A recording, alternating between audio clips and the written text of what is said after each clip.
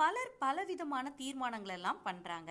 ஆனா தாவீது இங்க ஒரு தீர்மானம் பண்றாரு. என்னன்னு பார்த்தா, என் வாய் மீறாதபடிக்கு தீர்மானம் பண்ணினேன். பாத்தீங்களா? தன்னுடைய வாய் ஒரு கண்ட்ரோலை இழந்து நினைச்சதெல்லாம் பேசாதபடிக்கு தீர்மானம் பண்ணுகிறேன்னு சொல்லிட்டு டேவிட் சொல்றாரு. அது மாத்திரம் இல்லைங்க, இன்னொரு விஷயம் சொல்றாரு. மனுஷரின் செய்கைகளை குறித்து நான் உம்முடைய உதடுகளின் வாக்கினாலே துஷ்டனுடைய பாதைகளுக்கு விலக்கமா என்னை காத்து கொள்கிறேன்.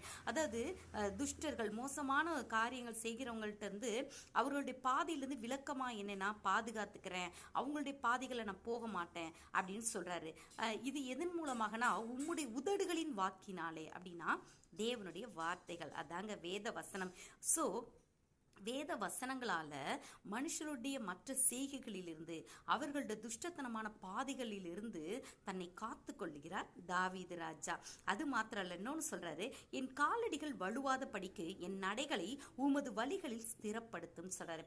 ஸோ என்னுடைய செயல்பாடுகள் காரியங்கள் இதெல்லாம் உங்க வழியில இருக்கணும், அதுக்கு ஏற்ற மாதிரி என்னுடைய நடைகளை நீங்க ஸ்திரப்படுத்துங்க, உங்க வழியில ஸ்திரப்படுத்துங்க, வேற எந்த வழியில நான் போயிடக்கூடாதுன்னு சொல்லிட்டு எவ்வளவு ஆசையா ஜெபிக்கிறார் பாருங்களேன் இந்த தாவீது. அவருடைய இந்த தீர்மானத்தினால அவர் பெரிய ஆசீர்வாதங்களை பெற்றுக்கொண்டார். இல்லை நீங்கள் பாருங்களேன், அதுக்கடுத்து அவர் சொல்லுகிற காரியங்களை பார்க்கலாம். உண்மை நம்புகிறவர்களை அவர்களுக்கு விரோதமாக எழும்புகிறவர்களை நின்று உமது வலதுகரத்தினால் தப்புவித்து ரட்சிக்கிறவரே உடைய அதிசயமான கிருபையை விளங்க பண்ணும் அப்படின்றாரு. நான் உங்களை நம்பி இருக்கிறேன், அதனால எனக்கு விரோதமாக இருந்து உடைய வலதுகரத்தினால் என்னை ரட்சிங்க, தப்புவீங்கன்னு சொல்லி சொல்றாரு. ஸோ தனக்கு தான் ஒரு தீர்மானம் பண்ணி கர்த்தருடைய வழிகளில் நடக்கணும், தீமையானவர்களுடைய பாதையில் போகக்கூடாதுன்னு சொல்லி தீர்மானம் எடுத்தபடினால அவர் தைரியமா கேட்கிறார், நான் உங்களை நம்பி இருக்கிறேன், எனக்கு விரோதமா எழும்புகிறவர்களில் இருந்து என்னை தப்புவித்து ரட்சிங்க, கண்மணி போல என்னை காத்துக்கொள்ளுங்க, என்னை ஒடுக்குகிற துன்மார்க்கருக்கும் என்னை சூழ்ந்து கொள்கிற பிராண பகைங்கிருக்கும் மறைவாக உடைய செட்டைகளின் நிழலிலே என்னை காப்பாற்றுன்னு ரெக்வஸ்ட் பண்றாரு.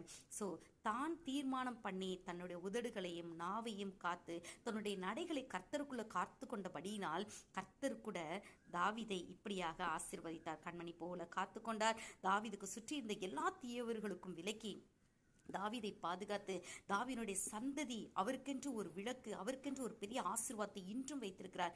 இன்னைக்கும் கூட தாவீது, கிங் டேவிட்னா தெரியாதவங்க அந்த உலகத்துல யாரும் இருக்க மாட்டாங்க. அது மாதிரி கிங் சாலமன் தெரியாதவங்க யாரும் இருக்க மாட்டாங்க. சாலமன் தாவீதினுடைய மகன். அப்படியாக கர்த்தர் சந்ததி சந்ததியாக ஆசீர்வதிக்கிற தேவனாக இருக்கிறார். நாமும் இன்று நல்ல தீர்மானங்களை பண்ணுவோம். கர்த்தர் நம்மை கண்மணி போல் காத்தருள்வார். God bless you.